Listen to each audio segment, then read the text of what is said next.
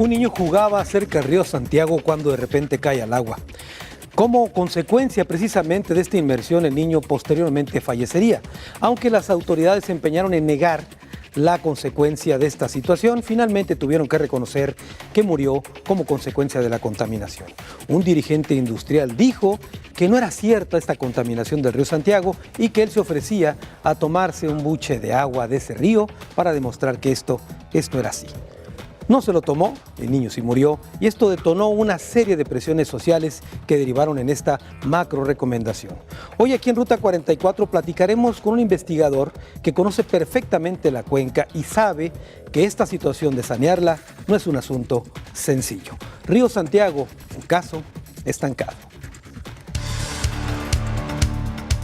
A 5 años de la muerte del niño Miguel Ángel López Rocha por intoxicación con arsénico, luego de haber caído al río Santiago, uno de los más contaminados del mundo según Greenpeace, se estima que 316 personas han fallecido a causa de la contaminación en El Salto, municipio con poco más de 110,000 habitantes. El Comité Ciudadano de Defensa Ambiental de El Salto detalla que con base en cifras del Instituto Mexicano del Seguro Social, tan solo el año pasado, 44 habitantes del Salto murieron por la contaminación en la zona. Bueno, pues José Antonio Gómez Reina, el doctor en ciencias José Antonio Gómez Reina, conoce perfectamente la cuenca del río Santiago. Incluso en alguna ocasión hicimos un recorrido por la misma y me fue explicando punto por punto los detalles de esta contaminación. Bienvenido, Toño. Gracias, Carlos. A ver, 5 años han pasado esta macro recomendación de la Comisión de Derechos Humanos. Entiendo que es un problema complejo, pero a 5 años de distancia, ¿tú ves algún avance? No. O sea, si recuerdas la primera vez que visitamos, un día me llamaste solicitando información, te dije la mejor información es el río. Claro. Y fuimos a recorrerlo, creo que hace 10, 12 años. Claro. Y si nos damos una vuelta está igual. O sea, ¿por qué está igual? Pues porque siguen las mismas quejas, los habitantes de la zona que durante mucho tiempo he tenido contacto con ellos, nos comentan que siguen los olores, que siguen los problemas de salud, etcétera. O sea, ya no es un problema nomás de agua potable o agua tratada, sino que es un problema de salud pública lo que Claro. se tiene ahí. Hubo una serie de acciones en las cuales con tiempo, antes de que se llevan a cabo los proyectos, lo comentamos y te dije, esto no va a funcionar, y de hecho no ha funcionado. Entonces el tiempo no es que nos dé la razón, sino que es el conocimiento de esta cuenca. Durante 25 años que hemos recorrido la cuenca, haciendo muestreos desde Zempoala, donde se origina el río Lerma, el Alto Lerma, el Medio Lerma, el Bajo Lerma, el lago de Chapala, el Alto Santiago y Bajo Santiago, pues nos damos cuenta cómo sigue la contaminación. Fuimos los primeros que hicimos la observación sobre metales pesados, porque pues la CNA no tenía registrado no más que físico-químicos, pero no hablaba de metales pesados.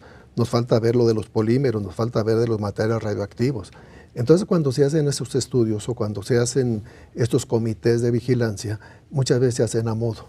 ¿Por qué se hacen a modo? Pues porque necesitamos hacer ciertos comités, pero muchas de las gentes que aparecen ahí, pues ves que realmente no conocen realmente cuál es la profundidad del problema.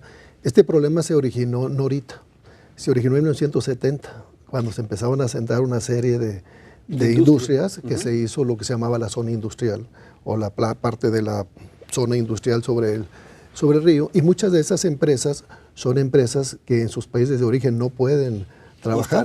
¿Por qué no? Por lo altamente contaminante que genera los aguas. Entonces tenemos contaminación en aguas superficiales y aguas subterráneas, porque muchas plantas los filtran. Quieren ver el agua limpia, entonces meten aluminio para que haya precipitación. Y como estos son miles de problemas que se presentan en la cuenca, hay una ley que establece lo que se llama un delito ecológico. Creo que ahí hay muchos delitos ecológicos. No hay un procesado, no hay un consignado.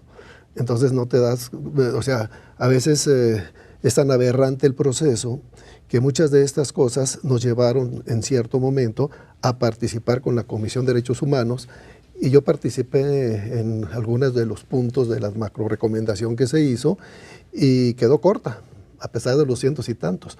Porque una cosa es lo que te platican a nivel escritorio y otra cosa lo que es campo. Tú lo viste y lo ha visto mucha gente, pero es un punto político. Lo que es Chapala, lo que es la Primavera y ahora lo que es la Cuenca del Hogado son procesos políticos. Creo que durante algunos sexenios de los gobiernos anteriores hubo una omisión total, inclusive a muchas organizaciones organismos sociales se les persiguió para callarlos, o a otros se les dio contratos o se les dio dinero, pero la cosa era callarlos. Pero la situación verdadera es que el río tiene grandes problemas. Nosotros empezamos a hacer un estudio sobre la cuenca del lago de Chapala y la cuenca inmediata y vimos contaminantes. Y dijimos, esto de alguna parte viene. Sí, pues llegamos hasta Zempoala, o sea, hasta el origen. Y luego vimos lo que tenemos hacia atrás. En las administraciones anteriores de gobierno se dijo que se iba a resolver lo del río de Osorio, el río San Andrés, el río San Juan de Dios, y no es cierto. Sigue todavía igual.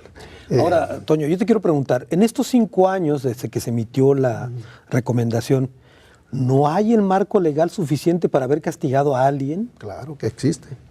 O sea, si yo contamino un cuerpo de agua y si genero un problema, olvídate de los humanos, si es que creen que tiene que haber un humano, pero si yo veo los vegetales y los animales, o sea, todo lo que es el proceso de biota, voy a ver metales, o sea, una serie de acumulación de metales, deformaciones genéticas, micronúcleos, y esto está afectando ya a la población. Entonces, esto es un delito. ¿Quién lo cometió? Pero resulta que cuando se hace la macro recomendación, pues todo el mundo, la federal no tuvo la culpa, el Estado no tuvo la culpa, los municipios no tuvieron la culpa, los industriales no tuvieron la culpa, los ayuntamientos no tuvieron la culpa, nadie tuvo la culpa. Ahora resulta que el niño tampoco se murió. Toño, tengo que hacer una pausa y regreso después de la misma. Hemos escuchado 3 puntos de vista, algunos que coinciden, otros no tanto, en torno a esta macro recomendación de la Comisión de Derechos Humanos en torno al Río Santiago. Después de la pausa, nuestro tradicional cruce de caminos aquí en Ruta 44.